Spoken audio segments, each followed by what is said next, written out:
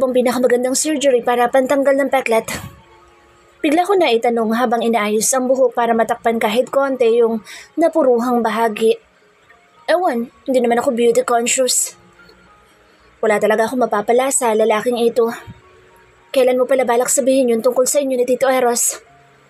Bigla ay curious niyang tanong. Chismoso talaga ang loko. Ikaw, kailan mo pala sasabihin sa akin na nanay mo si Maura? Well, akong tanong. Itinuto ko ang tingin sa kanya upang makita ang reaksyon niya. So, alam mo na pala. Pabuntong hininga niyang usal. Wala ko sa lugar upang ipagtapat sa iyo ang bagay na iyon. Seryoso niyang dugtong. Hindi ka ba galit sa akin? Direct akong tanong. Maraming dahilan para magalit ako sa iyo. Seryoso niyang sagot. Pero ngayon ay gusto ko nang maawa dahil ang gulo-gulo pala ng buhay na meron ka. Pareho naman tayo lumaking hindi kasama ang mga nanay natin. Puno ng pait kong pahayag. Kaya wala kang karapatang magalit sa akin. Mas maswerte ka dahil may tumayong ina para sa'yo. May hinanakit niyang tugon. Habang ako'y lumaki kasama ang ama ko na matapos pa ulit-ulit na sakta ng mami ko, ay parang baliw na hahabol-habol dito. Bakit hindi ka sumama sa mami mo? Tanong ko sa kanya. Siguro naman ay naghahanap ka ng nanay nung magkaisip ka na. Sa tingin mo ay hindi ko sinubukang gawin iyon? Sarkastiko niya tanong pabalik. Aldovino ang ama ko. Masyadong mataas ang tingin niya sa kanyang sarili at hindi niya hayaang may kukuha na isang bagay na tinuturing niyang pag-aari. Paano pa kaya kung sarili niyang anak ang pinag-uusapan? Hindi rin naman karaniwang pamilya ang mga Salazar na kayang sindakin ng ama mo. Sabi ko, pwede ka pa rin ipaglaban ng nanay mo nung pakasalan nito yung papa ko. Bahagyang bumuhay ang pagsasalita ko nang sambitin yung salitang papa. Hindi ko alam kung dapat ko pa ba itong tawagin ganoon gayong hindi naman pala ito ang tunay kong ama. Masyadong mahalaga sa pamilya niyo reputasyon kaya nga ang dami niyong mga sekreto. Dismayado niyang pahayag. Alam ni Mommy kung ano ang kayang gawin ng ama ko kaya mas pinili nitong manahimik at hayaan akong lumakas sa poder ni Daddy. Total ay magiging maganda naman daw ang buhay ko doon. Tama naman siya. Lumaki akong abot kamay ang lahat ng mga bagay maliban sa pag-aaruga ng isang ina. Ang labo naman ng nanay mo. Komento ko. Pwede ka talaga niyang kunin kung gugustuhin niya. Mahina siyang napatawa at sumulyap sa akin bago muli ibinalik sa pagmamaneho ang atensyon. Mas gusto ni Mommy na lumaki ako na maayos at hindi pinag-aagawan ng mga magulang ko. Sagot niya. At kung nagkataong kinuha nga ako ni Mommy, ay tsak na magkakaroon ka sana ng kahati sa atensyon nito. Huminga ako na malalim at muling tumanaw sa labas ng sakyan. Biglang sumagi sa isip ko yung mga nangyari kanina. Pakiramdam ko ay biglang lumabo ang bukas para sa akin. Hindi ko alam kung ano pa ang paniniwalaan ko. Gusto ko manumbat pero hindi ko alam kung kanino. Tuwing naalala ko sa Ate Sandra ay naninikip ang dibdib ko. Parang gusto kong pagsisihan ng mga naging desisyon ko na dahilan ng paghihirap nito ngayon. Nag-iisang taong gusto kong kampihan hanggang sa huli ay ang tao pang nagawan ko na isang malaking kasalanan. Ngayon ay naliwanagan na ako kung bakit may mga bagay na tungkol sa akin na alam niya. Ngayon ay may paliwanag na kung bakit espesyal ang pakikitungo niya sa akin. Magkapatid pala kami at matagal na niyang alam iyon. Inilihim sa akin iyon ng buo kong pamilya. Iyong hindi ipinaramdam sa akin ang kinalakhan ko mga kapatid ay sa kanya ko natagpuan. Pero sa bandang huli ay nagawa ko pa rin siyang saktan. Pagod ako napasandal sa kinangupan. Paano ko pa mababawi ang nagawa kong pagkakamali gayong iba ang sinisigaw ng puso ko? Hindi nagbago ang pagmamahal ko kay Eros sa kabila ng lahat ng mga natuklasan ko ngayong araw. Sadyang likas na yata akong masama dahil ayoko pa rin pakawalan sa Eros. Kahit kapalit nito ay mawala sa akin ang lahat. Ryan, ano sa palagay mo ang dapat kong gawin? Tuluyan na nga yata ako nasiraan ng ulo dahil sa dinami-rami ng pwedeng hingaan ng payo. Ay taong hindi ko nga alam kung kakampi ko ba o nandito lang upang saksihan ang paghihirap ng loob ko. Hintayin mo si Tito Eros. Sagot niya. Ang laking gulo nitong pinasok niyo. Mahina akong napatawa. Kahit pala nakakainis sa lalaking ito ay may matino pa rin pala itong may papayo. Bakit mo nga pala ito ginagawa? Bigla ako naisipang itanong. Naalala ko, laging may laman ng mga sinasabi mo dati tuwing kinakausap ako. Gusto lang naman kitang inisin. Natatawa niyang sagot. Nakita ko minsan si Tito na lumabas galing sa silid mo kaya may ideya ako sa kung anong namabagitan sa inyong dalawa. Wala naman talaga akong plano na makialam sa pinagagagawa ni Tito. Hindi makapaniwala ko siyang tinaasan ng kilay. Para sa isang ayaw makialam ay sobrang pakialamero niya. Saan tayo pupunta? Bigla akong pag-iiba sa usapan. Kanina pa kami bumabiyahe kaya nag-usisa na ako. May iba ka bang gustong puntahan? Balik tanong niya. Doon sana kita dadalhin sa bahay namin dati. Bahay niyo? Kunot noo kong tanong. Doon tumira si mommy nung hindi pa sila nagkakahiwalay ni daddy. Paliwanag niya. Bahay talaga iyon ng daddy ko. Walang nakatira ngayon doon. Ligtas ka doon. Bakit? Nangangani ba ang buhay ko? Napapantastikuhan kong tanong. Mga ipokrito lang mga Salazar pero hindi naman sila masasamang tao. Paingos kong dugtong. Salazar ka pa rin naman. Makahulugan niyang sabi. Pero, consider ka ng masamang tao. May sinira kang pamilya, remember? Tumalim ang tingin ko sa kanya. Hindi ko masasabi kung nagbibiro ba siya o ano. Ang lakas makabotrip ng bunganga niya. Hindi ganyang kasamaan ang tinutukoy ko. Matalim ko sabi. Nalaloko lang kita. Tumatawan niyang tugon. Ito naman hindi na mabiro. Hindi na ako nakasagot pa dahil naagaw ang pansin ko ng paghinto ng sinasakyan namin. Di ko alam kung saan parte na kami ng syudad pero medyo may kalayuan na itong kinaroroonan namin mula sa pinanggalingan namin bahay. Tumuon ang tingin ko sa malaking bahay na nasa tapat namin. Ito na siguro ang tinutukoy niyang bahay. Medyo nakahinga ako ng maluwag nang makitang hindi naman ito mukhang haunted house. Kahit matagal na kaming hindi nakatira dito, ay may caretaker kami nangangalaga sa buong bahay. Sentimental ang daddy ko kahit sira ulo iyon. Saad na Renz bago nagpataunang bumaba ng sakyan. Agad din naman ako sumunod sa kanya. Mabilis kong inilibot sa paligid ang paningin nang makababa ako. Maraming mga naglalakihang kabahayan sa paligid pero pare-parehong walang bakod katulad nitong bahay nila. Ganito ba talaga dito? Bigla akong naitanong. Pwede ka mag-trespass sa bakuran ng kapitbahay mo? Pantay-pantay ang lawn ng lahat ng mga bahay. Parang pinasadya na pare-pareho ang landscape ng front yard. Ganito talaga dito dahil compound ito ng mga Aldovino. Naaliw na pahayag ni Renz. Bawat bahay na nakikita mo ay Aldovino ang nakatira. Ligtas ka dito dahil walang nakakapasok dito na hindi authorized na isang Aldovino. Mariin kong naipikit ang mga mata dahil sa nararamdamang inis. Sino ba may sabi sa lalaking ito na dito ako dalhin sa teritoryo ng pamilya niya? Sira ulo ka ba? Mahina akong asak sa kanya. Kapag makarating sa pamilya ni Eros ang tungkol sa relasyon namin, ay tsak, mas manganganib ang buhay ko dito. Sa tingin mo, ay bukas palad nilang tatanggapin ang kabit ng anak nila? Tiyak na ayaw nilang mabahira ng iskandalo ang pangalan nila. Ang sarap talagang pektusan nitong si Ryan. Hindi man lang nag-iisip. Hindi katulad ng pamilya mo ang pamilya ko. Natatawan niyang tugon. Aldovino loves scandals and controversy. Magugustuhan ka nila kahit ano ka pa ni Tito. Basta gusto ka rin ni Tito. Oh, napaka-supportive pala ng pamilya niyo. Sarkastiko kong komento. So dapat ako mapanatag dahil doon? Mali talagang dito niya ako dinala. At isa pa, mas magandang nandito ka para hindi mahirapan si Tito na hanapin ka. Tiyak may bonus pa kung makukuha mula sa kanya dahil hindi kita pinabayaan. O di ba ang galing ko? Sinaringan ko siya ng mga mata na lalong ikinalaki ng ngiti niya. Kung hindi ko lang inaalala na baka kuyugin ako ng pamilya niya ay kanina ko pa siya sinapak. Ang bilis niyang pinapainit ang ulo ko. Kuhang-kuhan niya talaga iyong asar ko. Pagkapasok namin ng bahay ay halatang nagulat ang mga nadat na namin mga katulong. Di ko alam kung nagulat ba sila dahil nagdala ng babae ang anak ng amo nila o dahil sa kalmot ko sa muka.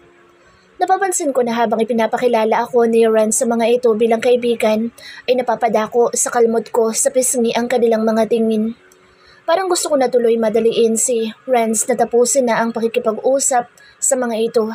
Dahil hanggat maaari ay iyo ko munang may makaharap na kahit na sino habang masyado pang sariwa ang kalmot ko sa mukha. Kapag may kailangan po kayo ma'am, ay sabihan niyo lang po ang kahit na sino sa amin. Magalang na pahayag na may edad ng katiwala. Wala ekspresyon akong tumango dito at makahulog ang silibat ng tingin si Ryan.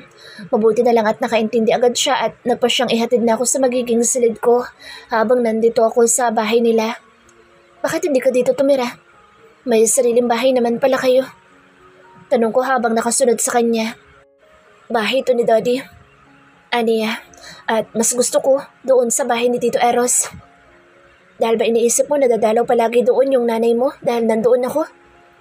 Nakataas ang kilay kong tanong. Huminto siya sa harapan ng pintuan na isang silid bago pumihit paharap sa akin. Isa na din yun. Nakangiti niyang pag-amin. Pero mas lamang na gusto ko makilala ng personal yung batang inaalagaan at pinalaki ni mommy. At bakit parang dismayado yung tono mo? Namewang kong sita sa kanya. Nagagandahan kasi ako sa'yo nung sa picture lang kita nakikita. Natatawan niyang sagot. Di ka naman pala ganoong kaganda sa personal at ang pangit pa ng ugali mo. Walang gatol niyang dugtong. Kago! Malutong kumura na lalong ikinalakas ng tawa niya. Ito magiging silid mo. Agad akong humakbang papasok nang buksan niya ang pintuan. Hindi ito kasi laki ng silid ko sa bahay ni na Ate Sandra at Eros pero mas okay na rin ito kaysa mag-hotel ako. Neutral yung kulay ng mga kagamitan at halatang nakalaan lang ito para sa bisita. Habang nag-iikot ako ay biglang tumunog ang cellphone niya kaya parehong napunta doon ang tingin namin. Kunot noon niyang tinignan kung sino ang tumatawag bago mabilis na sinagot. Hello? Mr. Carson? Bating niya sa taong nasa kabilang linya. Sa tonong ginamit niya sa kausap ay masasabi kong importanteng tao ito. Opo sir. Tapos na pong i-finalize ang kakailangan ng mga papeles. Good to go na po. Tumungay ako sa labas ng wall-size glass window ng silid habang kausap ni Renz yung tumatawag. Mula dito sa kinaroroonan ko ay natatanaw ko ang naglalaki ang ibang mga bahay. Noon ay naririnig ko lang sa mga usap-usapan ng tungkol sa lugar na ito kung saan ay naninirahan ng mga Aldovino. Pag-aari yata nila lahat ng nakikita at naabot ng tingin ko. Rian, I'm sorry pero hindi ako pwede magtagal. Tawag ni Renz sa atensyon ko. May importante akong asakasuhin sa opisina. Babalik agad ako pagkatapos ko. Pwede na rin hindi. Hindi kumukurap kong sagot. Ang sweet mo talaga. Sarkastiko niyang puri sa akin. Alis na ako. Dito ka lang. Napaismid ako sa paraan ng pagkakasabi niya ng kanyang mga bili na para bang isa akong makulit na bata na gagawa ng kalokohan pag maiwan ng kahit saglit. Ryan. Tawag ko sa kanya nang papalabas na siya ng silid. Mabilis naman agad siyang lumingon at nagtatanong na tumingin sa akin. Thank you. Sincero kong pasasalamat. Isang tipid na ngiti ang ibinigay niya sa akin bago tuluyang lumabas. Ilang minuto nang nakaalis si Renz, pero nanatili pa rin ako sa kinatatayuan habang nakatingin sa nilabasan niyang pintuan. Sa pinakasulok ng puso ko ay hinihiling ko na biglang sumulpot sa pintuan si Eros. Ngayon nag-iisa na lang ako, ay saka ko lang naramdaman yung bigat ng mga nangyayari. Ngayon lang tumino sa akin ang pagbabagong hatid nang nagawa ko sa magiging buhay ko pagkatapos ng araw na ito. Unti-unting may namumuong takot sa puso ko. Mga pangamba na gusto kong panatagin ang presensya ni Eros. Parang natauhan na agad kong inilabas ang cellphone sa dala kong bag upang tingnan kung may mensahe mula kay Eros. Napabuga ako ng hangin na makitang nakapatay na ito. Mukhang nalobat na ito at ang mas nakakainis ay naiwan ko pa yata sa kotse yung charger ko. Kinarma na yata ako. Hindi na umaayon sa kagustuhan ko ang mga pangyayari. Ito na yata ang kapalit ng ginawa kong kasalanan. Kahit ayoko makipagharap sa ibang tao ay hindi naman ako mapakali sa loob ng silid. Na hindi ko nga magawang magpahinga dahil ang daming gumugulo sa isip ko. Ang lakas ng loob ko dati na magplano na ikasisira ng pangalan ng pamilya ko pero heto at hindi ko pala kakayanin yung kapalit. Pero ang tanong ay kung may pamilya nga ba talaga ako? Simula pa lang ay isa ng malaking pagkakamali ang pagkabuo sa akin. Ang daming inilihim sa akin ng mga taong pinagkakatiwalaan ko. Parang biglang nawala ng saysay ang mga pinagdaanan ng tunay kong ina na nakatala sa diary nito. Maging yung mga nakasulat doon ay hindi ko na alam kung dapat ko pa bang paniwalaan. Pati sa sarili ko ay nagdududa na rin ako na kung tama ba yung interpretasyon ko sa mga nakasulat doon at hindi lang ba ako nabulaga ng matindi kong galit. Ang una ko lang na maikinagalit ay ang paglilihim nila sa akin tungkol sa tunay kong ina tapos hindi ko na namalaya na binalot na ng puot ang buo kong pagkatao. Naramdaman ko ang pag-iinit ng sulok ng mga mata ko kaya mabilis akong tumingala sa kisame. Hindi ako pwedeng umiyak dahil walang papahid na mga luha ko. Required na kapag magdadrama ay may kasama. Sobrang galit ko pa noon kay Maura sa sukdulang halos sirain ko na ang sarili kong buhay pero yun pala, may mas malala pang sikreto ng pagkatao ko na inilihim sa akin ng buo kong pamilya. Pinagkaisahan ako ng lahat. Ako yata yung kontrabida tapos biglang may twist. Ako na yung inaapi-api. Sa halip na magmukmuk sa silid at mag-emote ay pinasya kong lumabas upang makalanghap ng sariwang hangin na hindi nanggagaling sa aircon. Wala naman siguro ibang tao na nandito maliban sa mga kasambahay at pwede ko namang iwasan ng mga ito. Pagkalabas ko ng silid ay nagulat pa ako nang bumukas din ang katapat kong silid at iniluwa ang isang lalaking kamukhang kamukha ni Eros. Pareho pa kaming natigilan at nagulat sa presensya ng bawat isa. "Who are you?" Matalim niyang tanong nang makabawi sa pagkabigla. "Ikaw ba yung kuya ni Eros?" Wala sa sarili kong tanong habang nakatitig pa rin sa mukha niya. Maliban sa mahaba niyang buhok na kulay pula ay wala silang pagkakaiba ni Eros. Mas mature nga lang siya kaysa kay Eros kaya imposibleng magkakambal sila. "Don't answer my question with question." Masungit niyang wika. "Anong ginagawa mo dito sa pamamahay ko? Sino nagpapasok sa'yo?" Sunod-sunod niyang tanong. Mahina akong napamura habang sinasakal sa isip ko si Ryan. Ang gagong iyon, wala man lang nabanggit na nandito yung tatay niya. "I'm sorry po. Aalis na lang po ako." Mahinahon kong sagot. Marami akong iniisip ngayon kaya wala akong lakas na makipagtalo sa kahit na sino. Malalago talaga sa akin ang rents na iyon pag magkita kami ulit. "Sandali."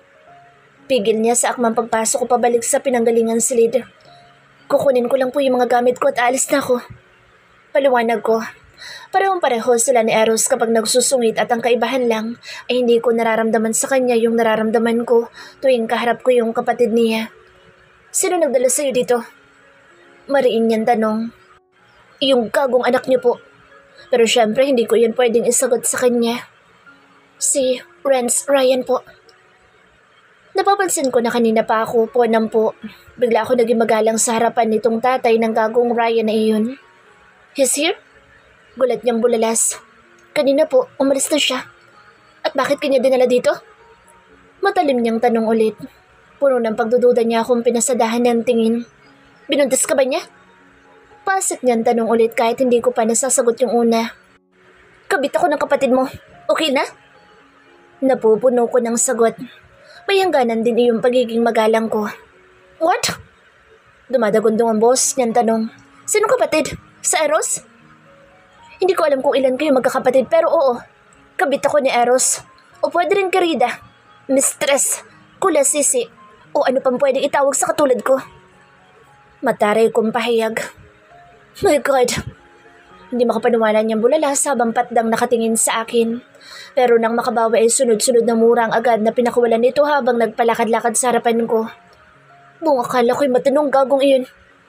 Hinayaan ko pang manatili sa poder niya yung anak ko tapos yun pala ay kung ano-anong kabalastugan din ang pinaggagawa. Galit na galit niyang litaan niya. Nang muling tumutok sa akin ang matalim niyang tingin ay agad na nagsalubong ang kanyang mga kilay. Kasabay ng rekognisyong dumaan sa kanyang mga mata. "Anak ka ni Luis Salazar." Nagngangalit ang mga bagang niyang bulalas ng lubusan akong makilala. "I hate that bastard to the bones. Because of Maura? Guess what? I also hate that woman to the bones." Hindi nagpapatalo kong sagot.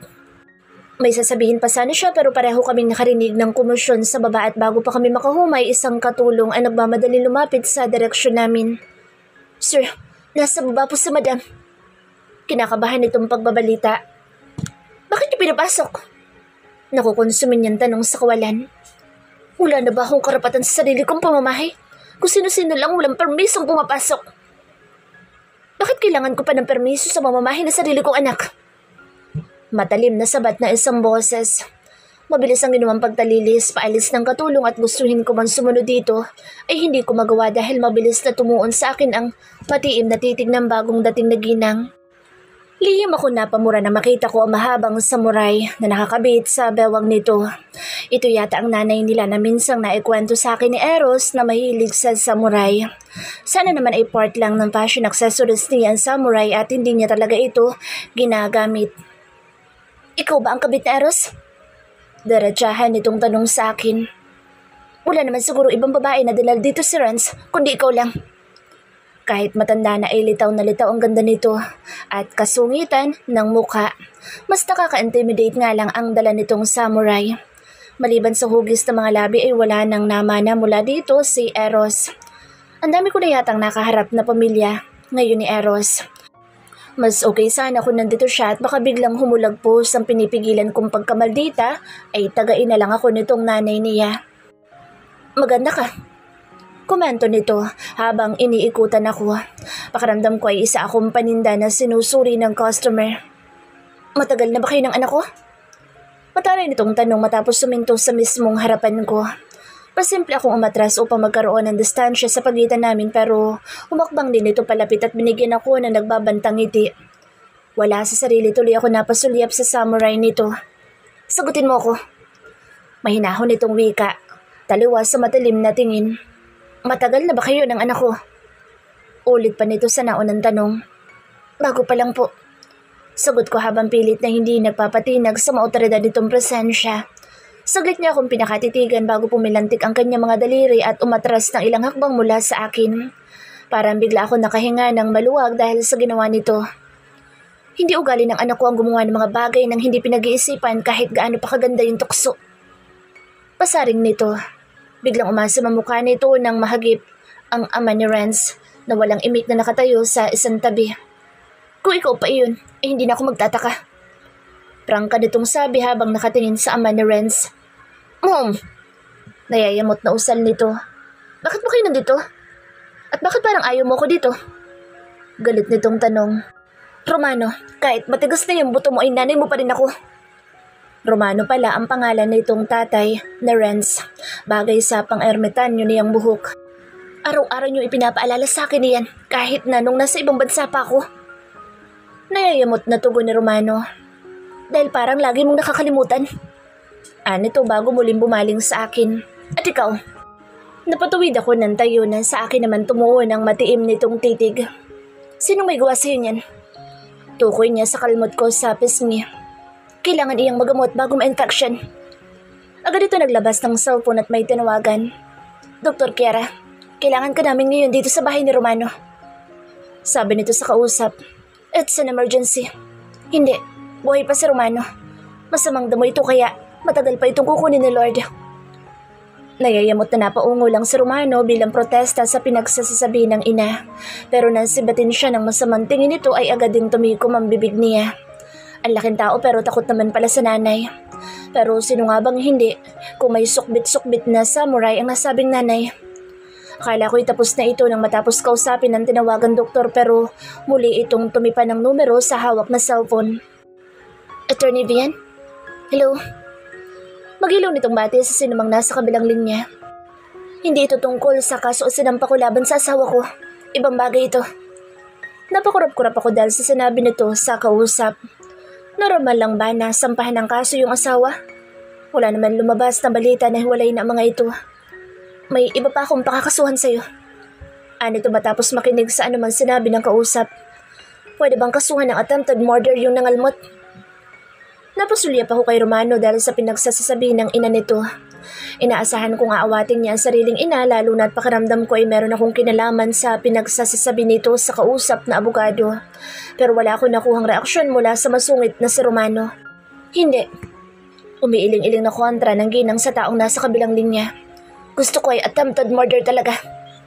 Giit nito at nagsimula ng maglakad palayo sa amin habang nakikipagtalo pa rin sa kausap. Bigla itong huminto bago lumingon sa direksyon ko.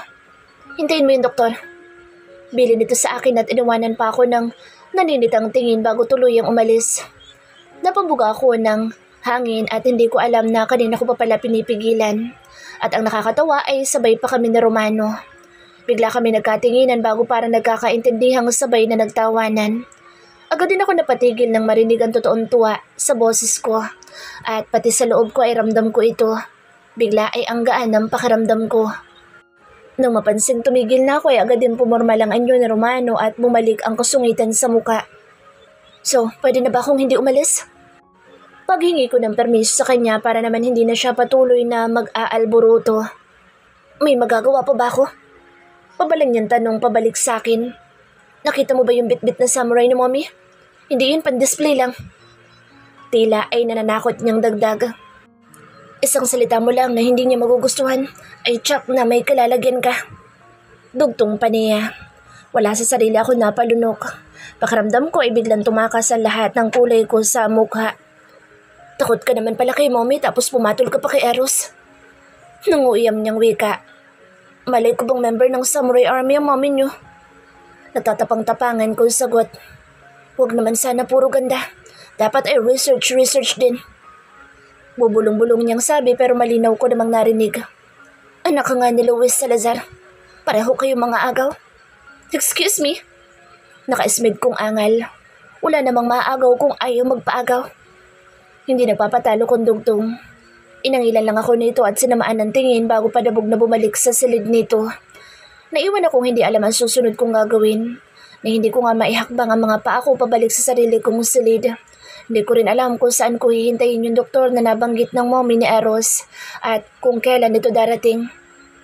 Excuse me, ma'am? Mabilis ako napalingon sa kasambahay na biglang sumulpot. Tinubuan na yata ako ng nervyos dahil muntik na akong mapatalon sa gulat. Dumating na po si Doktora Kiera. Naghihintay na po siya sa baba. Anunsyo nito? Yung mommy ni Sir Romano nyo, nandyan pa ba? O si Sako? Kausap po ni Doktora sa baba si Madam Roxanne. Bagsak ang balikat kong napabuntong hininga. Sasamahin ko na po kayo, ma'am. Wala akong nagawa at tahimik na sumunod na lang sa kasambahay. Baka pag mainip pa iyong nagpatawag ng doktor ay gamitan pa ako ng samurai nito. Tsak, hindi lang basta doktor ang kakailanganin ko. Nandito na siya. Agad na anunsyo ni Madam Roxanne nang mamataan akong paparating.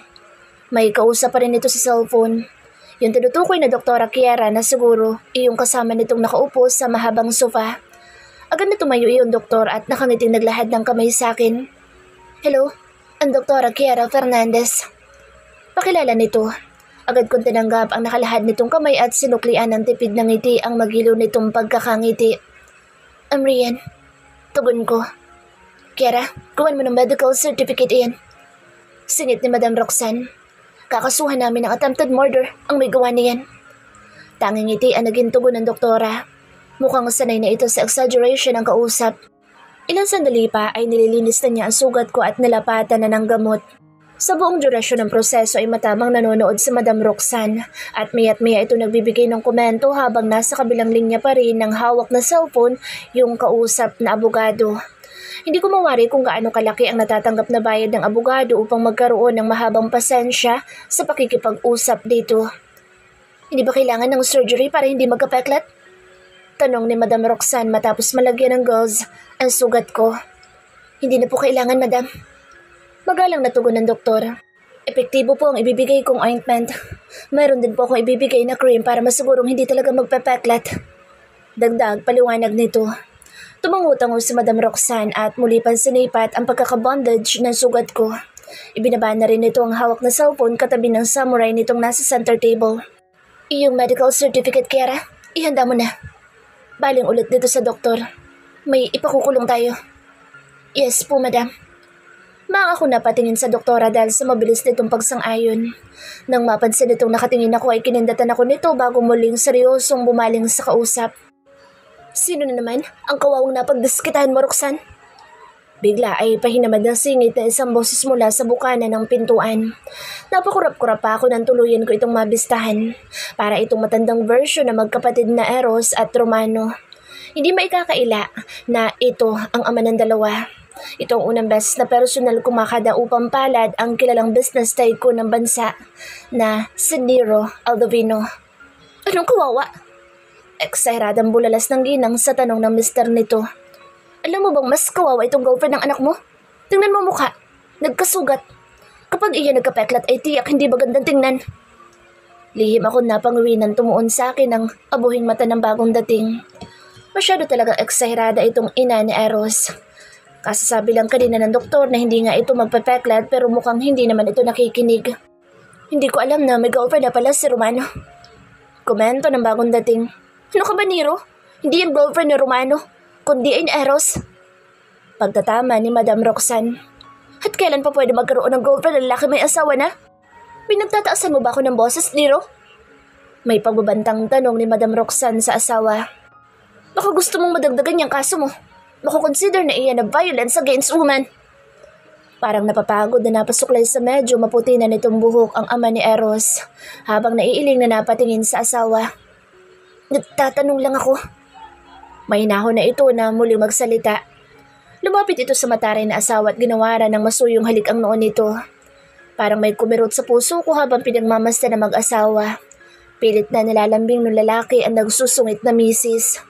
Kahit ganoon ay malinaw ang pagmamahal nila para sa isa't isa. Hindi mo ko madadaan sa pahalik-halik mo. Pagmamatigas ni Madam Roxanne. Tuloy pa rin yung kaso ko sa'yo. Magpa-file na kami ni attorney bukas. Gusto mo ba talaga ako makulong dahil lang nalimutan kong ibaba yung toilet seat? Habang abala ang mag-asawa ay sinanyasan ako ni Dr. Kiera na sumunod sa kanya. Naging tutok ang mag-asawa sa bawat isa at ni hindi napansin ng mga ito ang pag-alis namin. Sana'y makatagpo rin ako ng katulad nung meron ang mga magulang ni Eros. At sana, siya na iyong magbibigay sa akin ng ganoon.